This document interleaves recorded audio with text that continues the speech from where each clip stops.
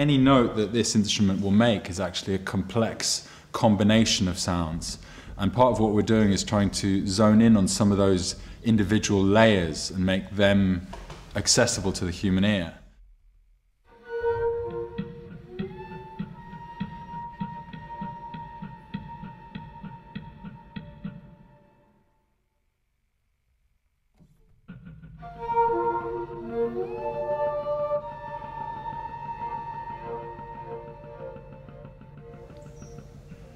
My name is Max Bailey.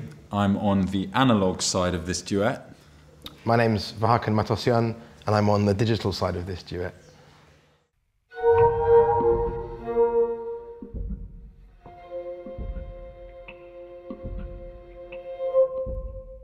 Coming from the point of view of a violinist and violist, I'm particularly interested in the ways that these instruments can end up sounding like electronic instruments.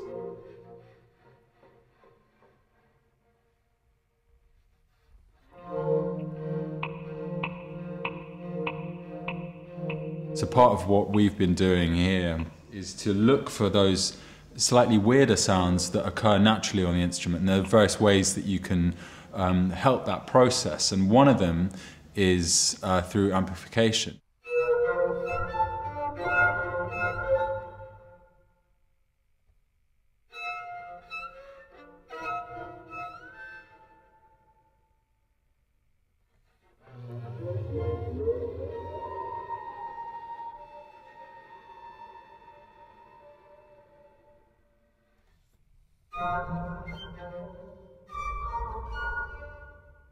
You hear elements of the complexity of the original sound that you wouldn't necessarily hear if it was just acoustically played in a space.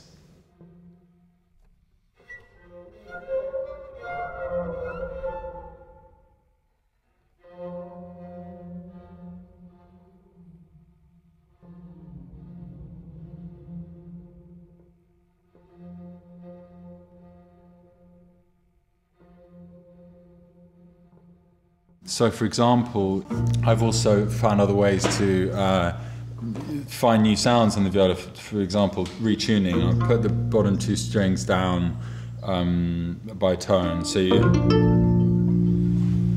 get a very open chord that you wouldn't normally with stop notes.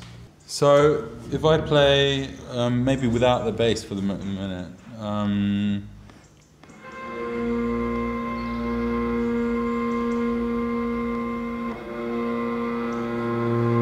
You can very faintly hear, which is the fifth partial on the bottom note. So I'm actually making a three-note chord out of just two notes by playing a combination of a harmonic and a stop note. So immediately I'm trying to sort of layer up the sound. But if we add in some sub-bass,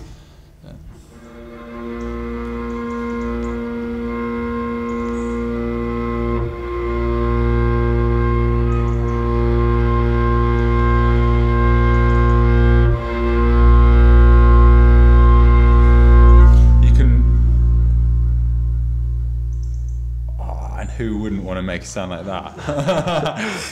You can hear that fifth partial really, really clearly, and suddenly you get a sound like a synthesizer out of a thing that is clearly not. It's 400-year-old technology here. So a big part of the acoustic world that excites us, that we like to explore, is the natural world. And we didn't set out to specifically discover the natural world or find something very specific, but more to remove things from context and to see what they mean in a new space. So we managed to hire some of the best field recording equipment you can get, and we were fortunate enough to take some instruments outside and to discover exactly the same thing we're doing in the studio. Where do these two natural sounds from the world and the created sounds from this technology merge together to create new frequencies, new harmonics?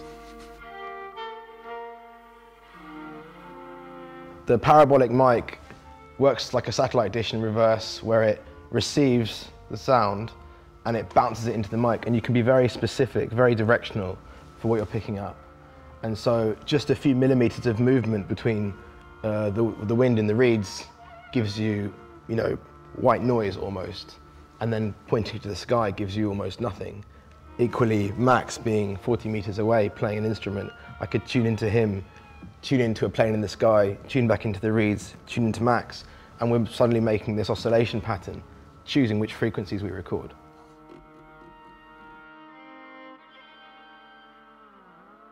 Some of the experimentation and music we've been playing, we'll create small windows, a few minute vignettes of a certain exploration, and we'll make a statement sonically and then leave it there. We'll record it, listen back, maybe rescore it, and then we'll leave it.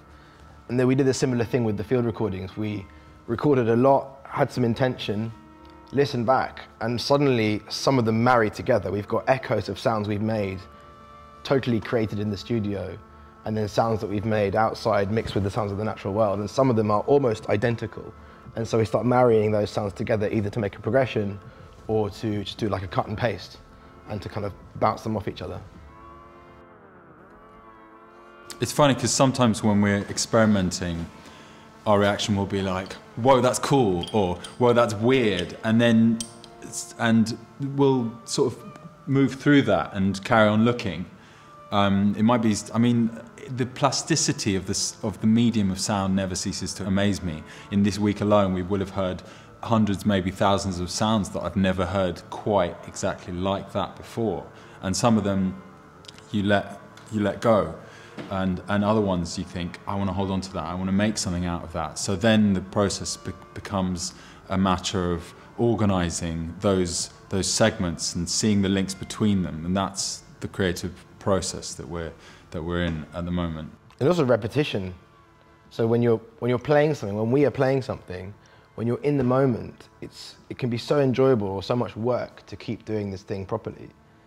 And it energizes you, and it makes you think that this energy is being caught and recorded, and it's going to come out the same way, and it really does. It often comes out a different way. And then when you want to go back and recreate and repeat, you're in a different place from when you first did it.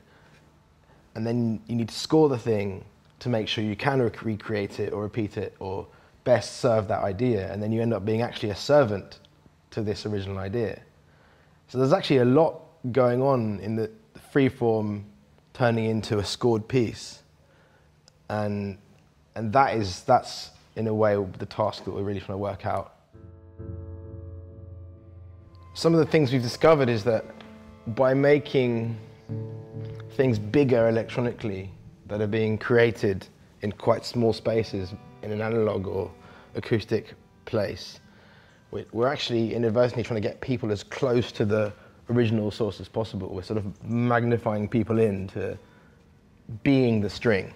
That's how what I find myself, as I am the string. When I see Max strike or rub or tap, I feel like I'm one of the hairs on his bow that's rubbing one of the notches between one of the wound steel parts of his string, or whatever his string is made of. Because when you're amplified, you get even the surface noise of the bow drawing across the string, and all of these tactile extra sounds. Like for that bass sound, you're also getting the sound of my fingers tapping on the wood, which is a very high frequency sound. And I just love that aspect of layered sound. I think that's something that's kind of inspires us as we go on. We think that there's definitely a place in people's minds and imaginations for this kind of music, which in some ways is quite challenging because it can be quite esoteric, but in other ways is very, very giving, and some of its minimalism gives the mind the space to focus in on detail, which is one thing that we've really enjoyed this week whilst exploring sounds.